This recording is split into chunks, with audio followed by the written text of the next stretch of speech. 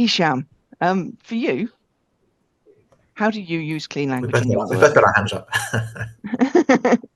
Sure, yeah. So I'm a clinician. I'm a doctor, Judy, and I will typically use clean language questions as I take a history, take a story from my patients, who are often children, and their parents, who are often with them as well. So there's um, questions which I now have introduced into my kind of clinical patter to open up what they would like to have happen in the consultation. And that's really transformed the kind of conversations I have in those clinical spaces. What kind of transformed? So the transformation has been from how I was trained as a medical student, Julie, which was very much about trying to accumulate information to help me with a diagnostic process.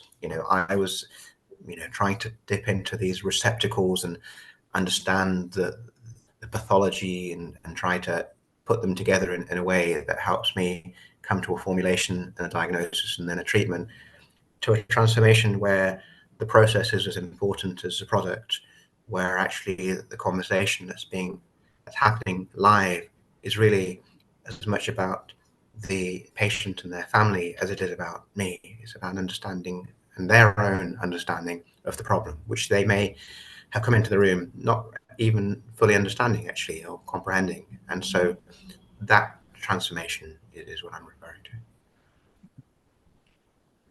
Is there anything else about that transformation? It's been really uplifting for me personally, although I do it to help them come with an understanding and a diagnosis, but also the pleasure I get in enabling that discussion is a really important feature, which is what has attracted me to clean language and what's brought me into the room today. So it's been an internal transformation as much as it has been about transforming the quality of the consultations that I've been having. So internal transformation for you, as well as transforming the quality of the conversations, and those conversations being about the process, not about you dipping into a receptacle. That's right.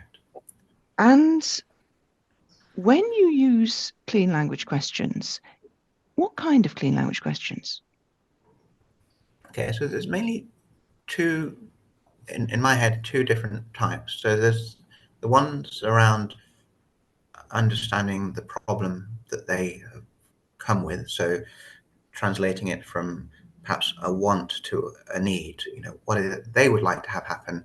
It's very much the same kind of questions that we'll be using over the course of the day this morning, and thereby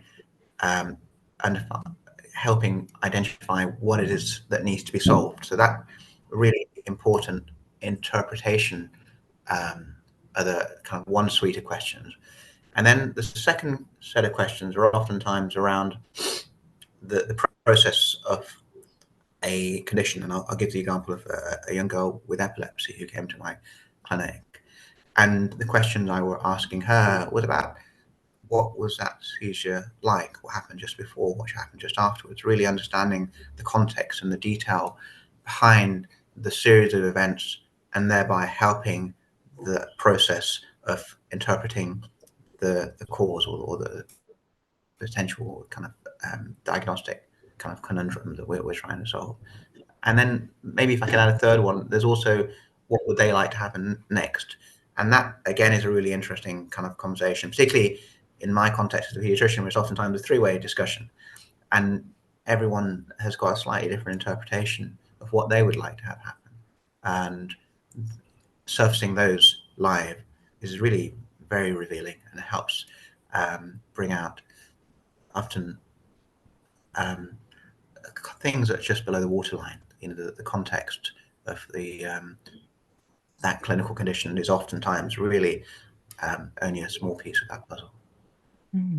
So what people want to have happen next is often just below the waterline. Yeah. And the second piece about the actual what happens just before, what happens after that, Yeah. and the first piece about identifying what needs to be solved. Yeah. Those three elements. Yeah. And is there anything else about those three? The fact that they all interlink, I think, is significant. And what also helps by bringing them together and making them very overt in that kind of way, it actually oftentimes really abbreviates consultation, because you might think that doing all of this is going to take ages. And that was my anxiety initially as well, actually. I was saying, if I can ask all of these clean, open questions, I've only got 7 minutes for this consultation. There's no way I'm going to finish it in time. But actually what that does is allow it really to cut to the chase. What matters to these people, what matters to me, suddenly becomes very clear, crisp, concise, and actually abbreviates the time, and actually means that the time that we do have is much more valued and valuable. And 7 minutes. Did I hear that correctly? That's if I'm running on time. If I'm late, I will. And 7 minutes, but these questions abbreviate the consultation. They help you cut to the chase to what matters. It's clear and crisp and concise. And when it abbreviates the consultation and cuts to the chase like that, then what happens? Wow, that's amazing, Judy. It really is. It's as I said, it's an uplifting experience for me and for those individuals. And also, as I said, just kind of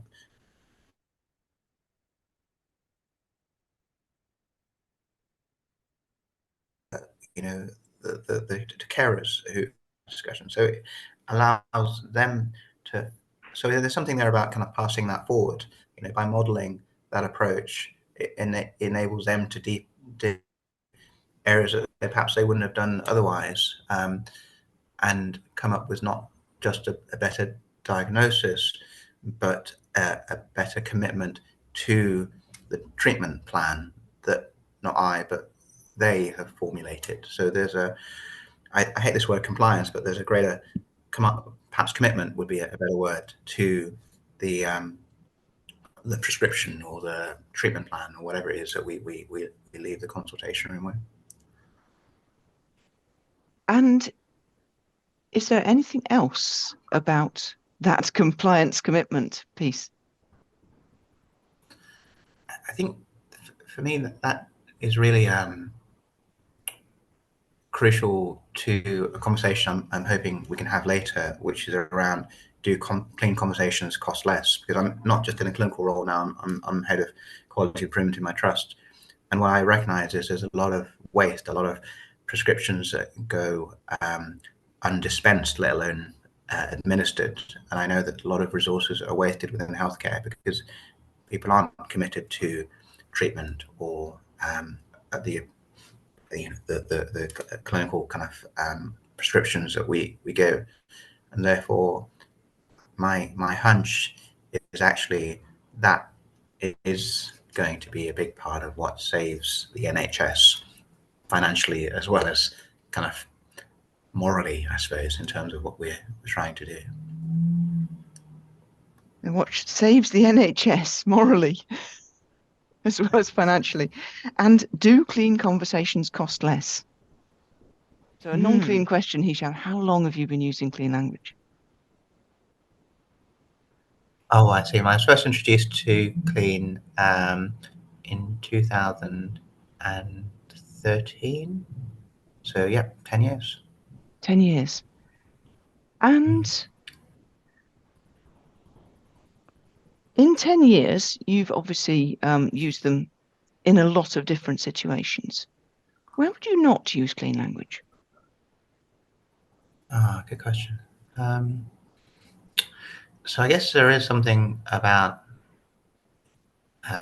more closed instructions, directive conversations around the resuscitation, an acute deterioration of a child or a patient. I guess that's when you would be being much more directive in a natural kind of state anyway. But in terms of where I found clean language questions haven't landed perhaps as intended is sometimes where not only sometimes you need, from experience, Julie, you kind of almost need to prime people for that discussion. And what I didn't mention when you asked me the questions about my consultations earlier, sometimes I have to ask, what would you like to have happen 2, maybe 3 times even for a patient to really acknowledge that, because they kind of don't expect you as the consulting physician to ask that kind of question. Well, I thought I was here to get your advice. And I go, well, true, but what would you like to have?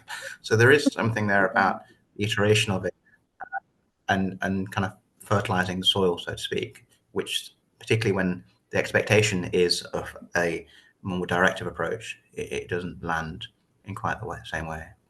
So when you do have to ask it 2 or 3 times, then what happens?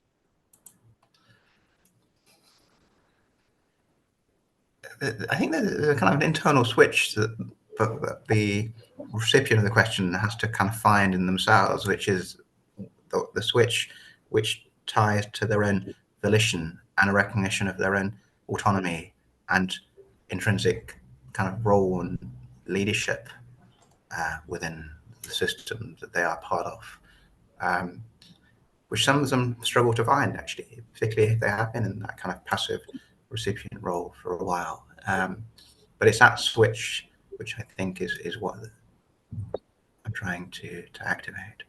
And that internal switch to their own internal volition, is there a relationship between that and your other role in your trust?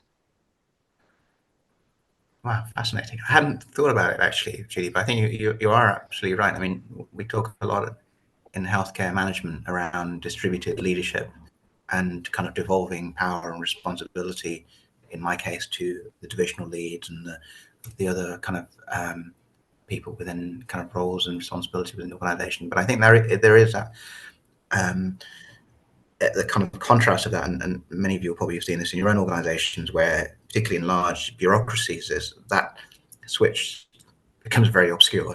People often kind of defer to authority or kind of lines of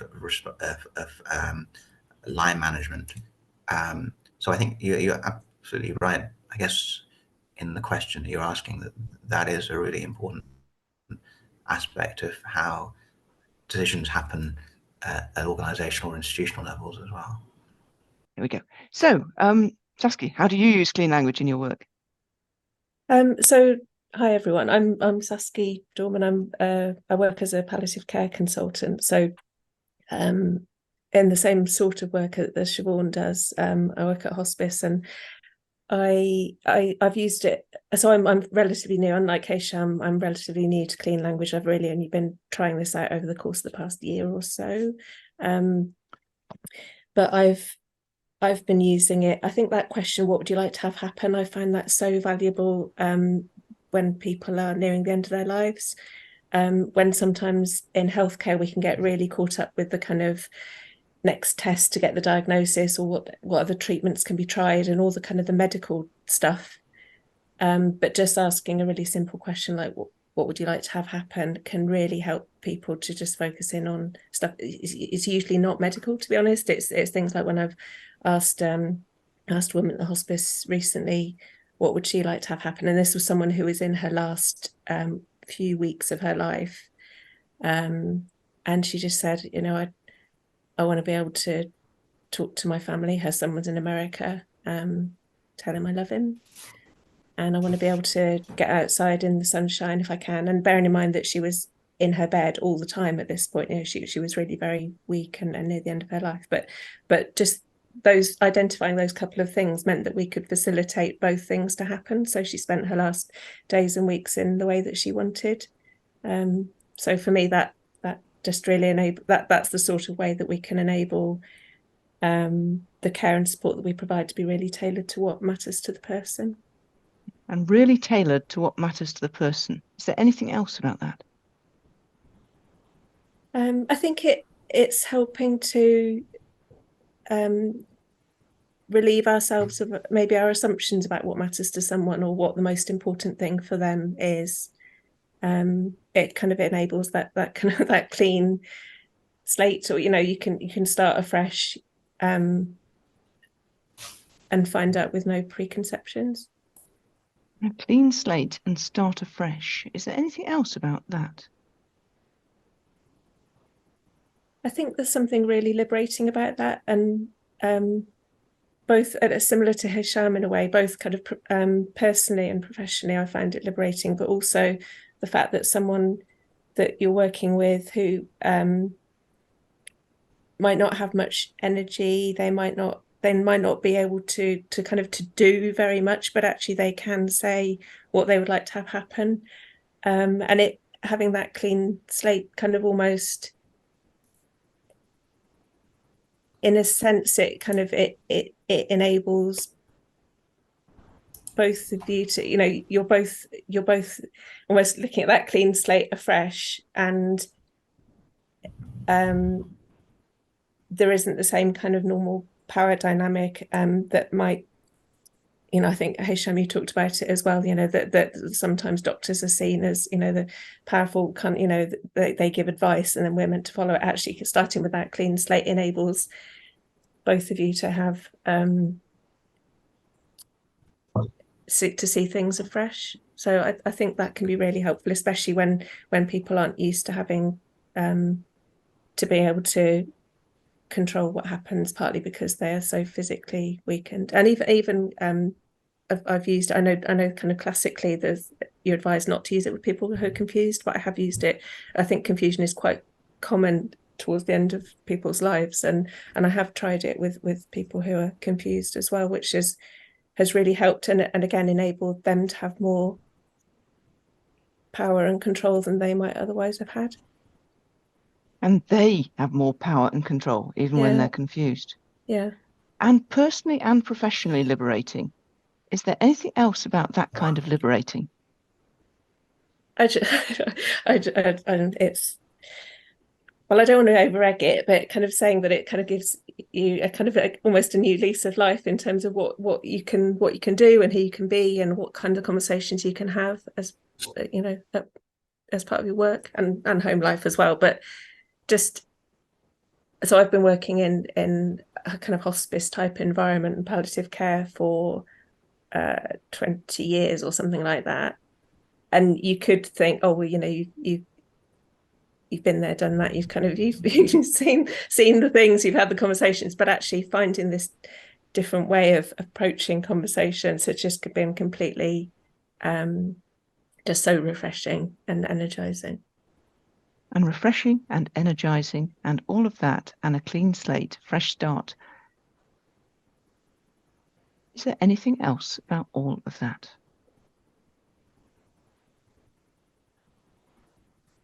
Well, it almost sounds a bit glib. I kind of part of the motivation for asking you and Steve to help with the training that ran earlier this year was just, it feels, I just want more people to be able to experience it and to try it out and see, and whilst we might not all become super duper experts in clean, I think there's so much it has to offer, just even kind of learning a few of the questions and kind of starting to introduce them into everyday practice. I think it I just kind of I want more people to have the opportunity. Thank you.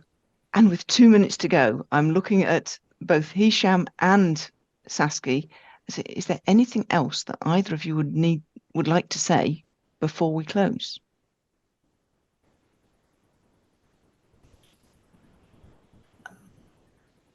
I would just say, Judy, to experiment and play and explore this is how I've discovered clean, and I've discovered how to use it. So for those who are new to it and those who are old to it, there's so much more to learn through that iterative process. I'd really encourage them and us to explore. Thank you. Saskia, anything else?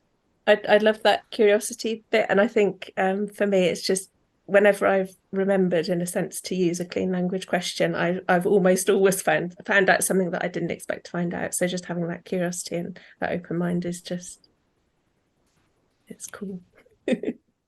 Thank you. I'm going to say thank you very much indeed, both of you, and indeed Siobhan. You've been awesome. It's been fascinating. Thank you.